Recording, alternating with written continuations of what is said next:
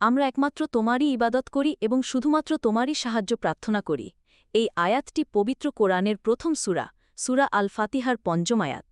এটি ইসলামী বিশ্বাস ও জীবন দর্শনের অন্যতম মূল ভিত্তি স্থাপন করে। ১ ইয়াকা নাউবুদু, অর্থাৎ আমরা একমাত্র তোমারই ইবাদত করি। ইবাদত শুধুমাত্র আল্লাহর জন্য। ইবাদত শব্দটি অত্যন্ত ব্যাপক। এর অর্থ শুধু নামাজ, রোজা, হজ বা জাকাতের মতো আনুষ্ঠানিক উপাসনা নয়, বরং ইবাদত হল আল্লাহর প্রতি চূড়ান্ত ভালোবাসা, ভয় ও বিনয়ের সাথে তার সকল আদেশ পালন করা। শিরক থেকে মুক্তি, এই ঘোষণা বান্দাকে আল্লাহ ছাড়া অন্য কোনো ব্যক্তি, বস্তু বা শক্তির দাসত্ব থেকে মুক্ত করে।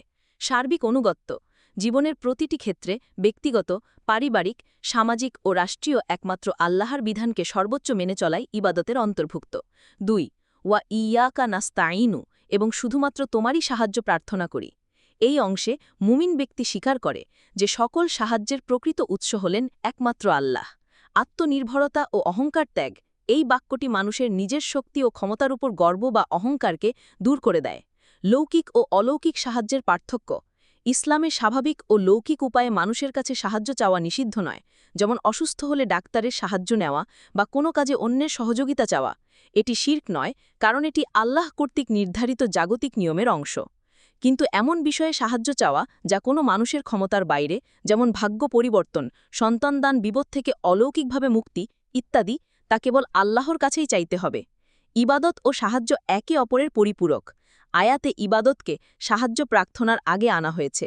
এর কারণ হল বান্দা প্রথমে আল্লাহর দাসত্বকে স্বীকার করে এবং সেই দাসত্বের হক আদায় করার জন্য আল্লাহরই সাহায্য কামনা করে। আল্লাহর সাহায্য ছাড়া তার ইবাদত করা সম্ভব নয়। ব্যক্তি ও সমষ্টির ঐক্য, আয়াতে আমি অর্থাৎ আনা এর পরিবর্তে আমরা অর্থাৎ নাহনু ব্যবহার করা হয়েছে। এর মাধ্যমে একজন মুসল্লি একাকী নামাজ পড়লেও নিজেকে মুসলিম উম্মার অংশ হিসেবে উপস্থাপন করে এবং সকলের পক্ষ থেকে আল্লাহর কাছে এই অঙ্গীকার ও প্রার্থনা পেশ করে। এটি ইসলামে ঐক্যের গুরুত্বকে তুলে ধরে। সংক্ষেপে, এই আয়াতটি একজন মুমিনের জীবন পরিচালনার মূল মন্ত্র।